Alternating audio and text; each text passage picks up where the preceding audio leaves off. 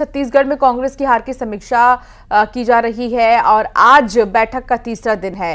रायपुर बिलासपुर के बाद आज कांकेर में समीक्षा बैठक होगी। वीरप्पा मोइली की अध्यक्षता में बैठक होगी और प्रदेश के अध्यक्ष दीपक बैज, प्रदेश प्रभारी सचिन पायलट और कांग्रेस के कई सीनियर लीडर्स भी इस बैठक में शामिल होंगे। तो बेहद ही अहम, कांग्रेस लगातार हार पर मंथन कर रही है और ये सिलसिला अभी तक 2 शहरों में देखने को मिला और आज तीसरे शहर में जो ये बैठक है वो आयोजित की जाएगी कांकेर में।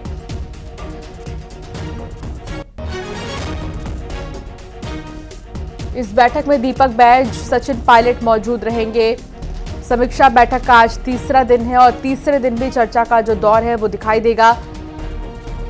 आज कांकेर में कांग्रेस हार को लेकर समीक्षा करेगी। प्रदेश प्रभारी मौजूद रहेंगे। कांग्रेस का हार पर मंथन लगातार चल रहा है।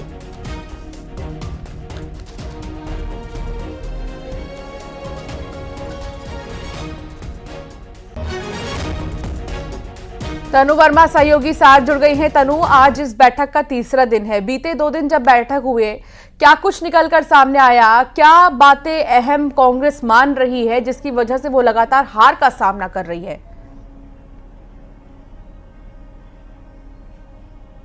जी बिल्कुल, देखिए, लोकसभा चुनाव में हार की समीक्षा को लेकर एआईसीसी ने फैक्ट फाइंडिंग कमेटी जो है वो गठित की है और छत्तीसगढ़ में इसकी कमान जो है कांग्रेस के वरिष्ठ नेता वीरप्पा मोइली को दी गई है और फ्राइडे से ही कांग्रेस में समीक्षा बैठकों का जो है वो दौर चल रहा है।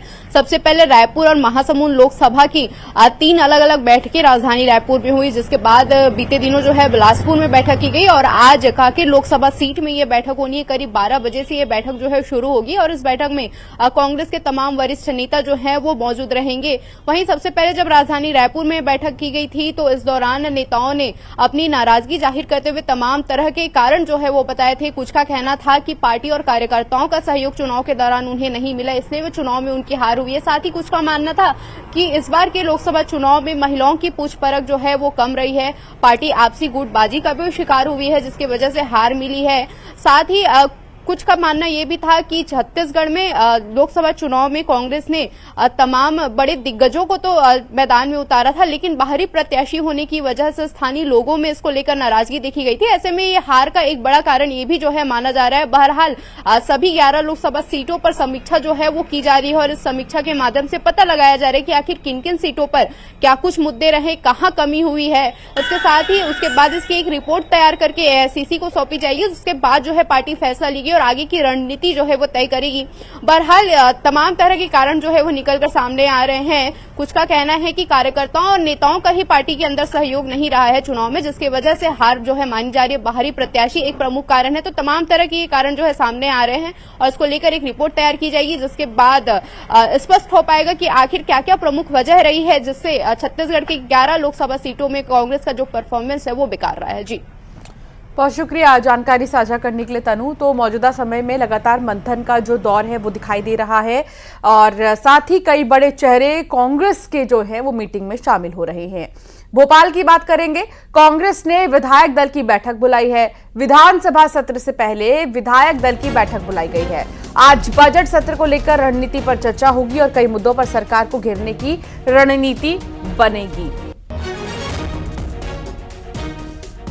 नर्सिंग, किसान, महंगाई और कर्ज का मुद्दा उठेगा। कई मुद्दों पर सदन में सरकार को घेरने की तैयारी होगी और इसके लिए पहले से ही सरकार की तरफ से तैयारियां जोरों पर चल रही हैं। वासु चौरे संवाददाता साथ जुड़ गए हैं। वासु, मानसून सत्र के पहले विधायक दल की बैठक, इसमें विपक्ष के सवालों को किस तरीके से हैंडल कर रहा है और विपक्ष के मुद्दों को कैसे भुनाना है, कैसे जवाब देना है, इन पर एक तरह से आज विधायक दल की बैठक में चर्चा होगी। वासु,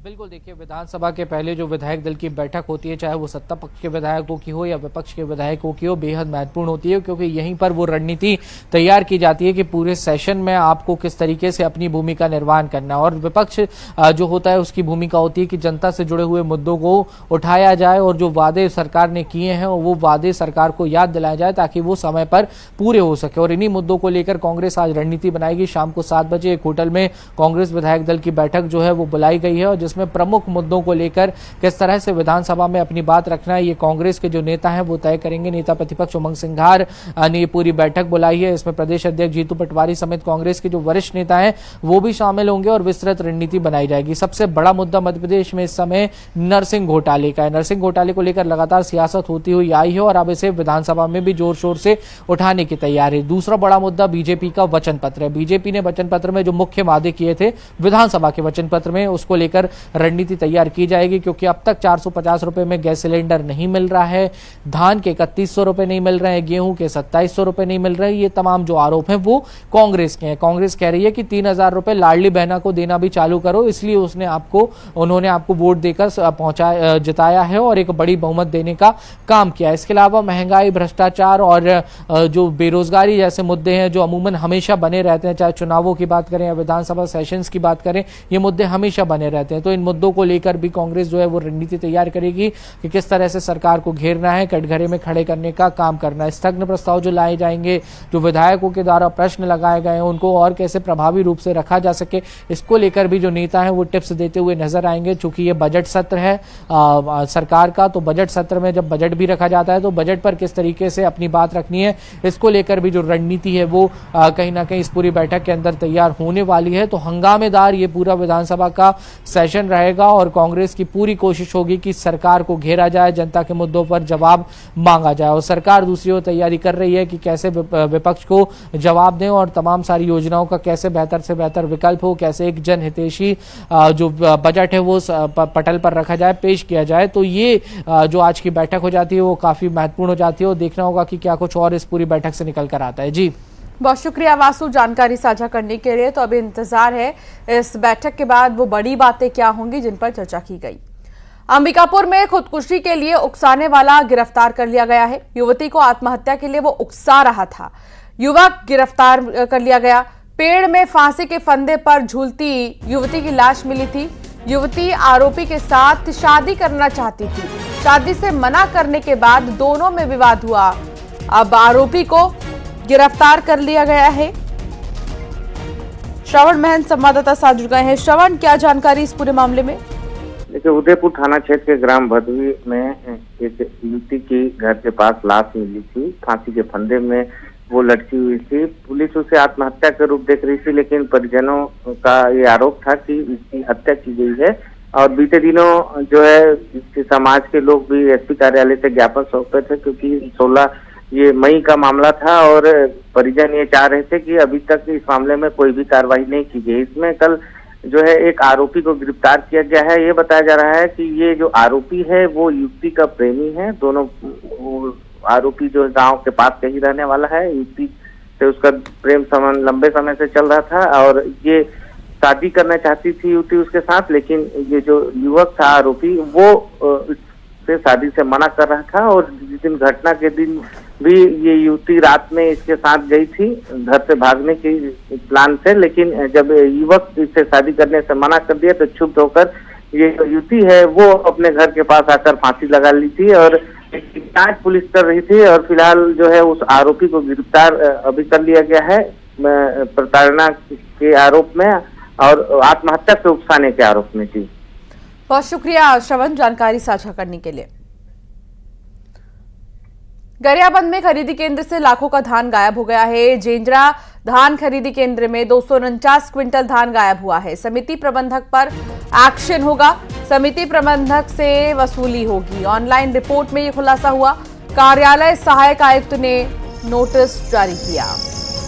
शेख इमरान संवाददाता साथ जुड़ गए हैं। शेख इमरान, आखिर ऐसी क्या वजह है जो इस तरह से धान गायब हो रहे हैं कई लाखों रुपए के? जी बिल्कुल अंशिका, ये पूरा मामला है जो है जेंजरा धान खरीदी केंद्र का है, जहां 249 क्विंटल जो है धान वो गायब मिला है। ये ऑनलाइन रिपोर्ट में ये कमी पाई गई है और जब इसकी जांच हुई तब ये पूरा धान गायब मिला है। इसके बाद कई तरह के सवाल उठने लगे। तब सहायक आयुक्त ने समिति प्रबंधक के खिलाफ नोटिस जारी कर इनके खिलाफ वसूली की कार्रवाई अब की जाएगी। अब ये सवाल उठता है कि इतने सारे धान जो है धान खरीदी केंद्र से कहाँ चले गए, कैसे गायब हो गए, तमाम तरह के सवाल जो है अब समिति प्रबंधक पर उठ रहे हैं। बहरहाल इस पूरे मामले की अब जांच चल रहा है और अब जांच पूरी होने के बाद नोटिस जारी हुआ है तो इनसे वसूली और आगे की कार्रवाई करने की बात और उच्च अधिकारी कर रहे हैं। नोटिस भी जारी किया गया है। जो लाखों की धान अब कह सकते हैं कि कहीं न कहीं गायब हुए, तो इस पूरे मामले में गड़बड़ी साफ तौर पर उजागर होता है। अब देखने होगा कि समिति प्रबंधक पर क्या कुछ बड़ी कार्रवाई की जाती है। हालांकि वसूली की कार्रवाई तो होगी, लेकिन कब तक और कितना होगा ये आने वाले वक्त में पता चलेगा। जी अंशिका, बहुत शुक्रिया शेख इमरान जानकारी साझा करने के लिए। बुलेटिन में फिलहाल इतना ही, आगे भी खबरों का सिलसिला जारी रहेगा।